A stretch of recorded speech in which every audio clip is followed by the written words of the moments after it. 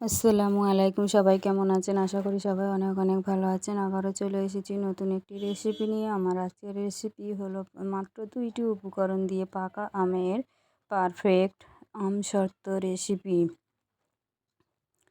আপনাদের কাছে যদি রেসিপিটি কোথাও ভালো লেগে থাকে একটি লাইক দিয়ে ভিডিওটি ফুল ওয়াচ করবেন।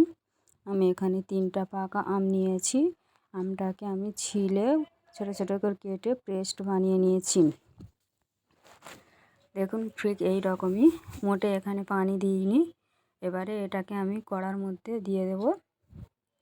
চুলাতে কড়া বসিয়ে দিয়েছি, কড়ার মধ্যে দিয়ে দিলাম আমের পুরোর পেস্টটা, আর দিয়ে দিলাম ভাজা জিরে ধনের গুঁড়ো, আর একটু হালকা হলুদ গুঁড়ো, আর একটু ঝালের গুঁড়ো দিয়ে দিলাম, স্বাদ মতো লবণ দিয়ে দিলাম।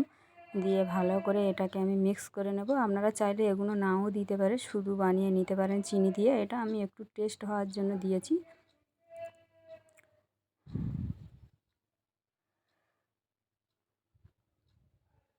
দিয়ে ভালো করে নেড়ে চেড়ে এবারে আমি এর মধ্যে দিয়ে দেব চিনি। আমটা যদি মিষ্টি হয় একটু কম দিলে হবে, আর টক হলে একটু বেশি করে চিনিটা আপনাদের পছন্দ মতো দিয়ে দেবেন। দিয়ে দিলাম 1.5 বাটি পরিমাণ চিনি। চিনিটা দিয়ে ভালো করে এইভাবে আমি নেড়ে চেড়ে মিক্স করে জাল করে নেব। যারা আমার চ্যানেলকে সাবস্ক্রাইব করে রেখেছেন তাদের অসংখ্য অসংখ্য ধন্যবাদ। যারা এখনও পর্যন্ত সাবস্ক্রাইব করেনি একটি চ্যানেলটিকে লাইক দিয়ে আমার চ্যানেলটিকে সাবস্ক্রাইব করে পাশে থাকবেন। আমি এখানে খাঞ্জা নিয়েছি একটা বড়, তার মধ্যে দিয়ে দিলাম তেল, সরিষার তেল। এইভাবে আমি হাত দিয়ে একটু লাগিয়ে দিয়েছি। এবারে আমটা আমি এইভাবে করে জাল করে নিচ্ছি।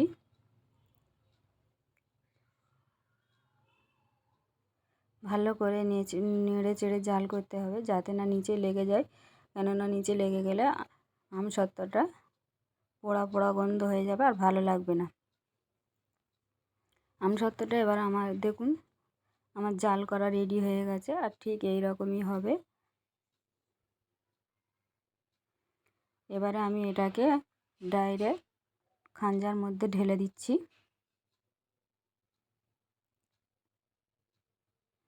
দেখুন সবগুলো আমি খাঞ্জার মধ্যে দিয়ে দিয়েছি। দিয়ে এটাকে আমি ভালো করে একটু ঝেংড়ে দেব, নাড়া দিয়ে দিলাম। দিয়ে এবারে এটা আমি রোদে শুকিয়ে নিচ্ছি। 2 দিন রোদে আমি শুকিয়ে নিয়েছি। নিয়ে এইভাবে দেখুন খুব সহজে উঠে আসছে। আর এইভাবে এবার আমি কেটে নেব।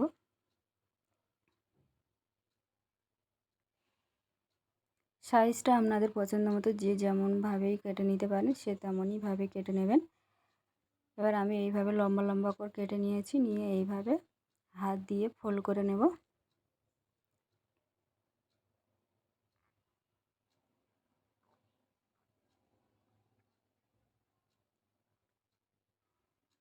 দেখুন কত সুন্দর দেখাচ্ছে, পুরো বাজারের মতো হয়েছে। দেখুন একদম পারফেক্ট বাজারের মতো আমসত্ত্ব।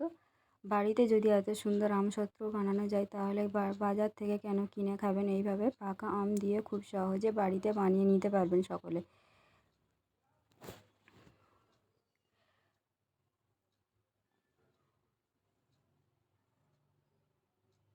দেখুন দেখতে যেমন লাগছে খেতেও অসম্ভব মজার হয়েছে।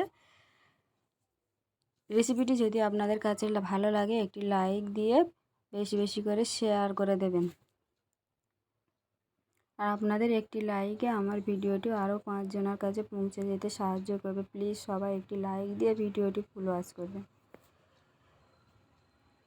যে যেমন সাইজের কেটে নিতে পারেন সে তেমনভাবে কেটে সাজিয়ে নিতে পারেন। দেখুন মাশাআল্লাহ অনেক সুন্দর হয়েছে আমার এই আমসত্ত্বটা। ফিরে আসবো নতুন একটি রেসিপি নিয়ে, এখানেই শেষ করব। আল্লাহ হাফেজ।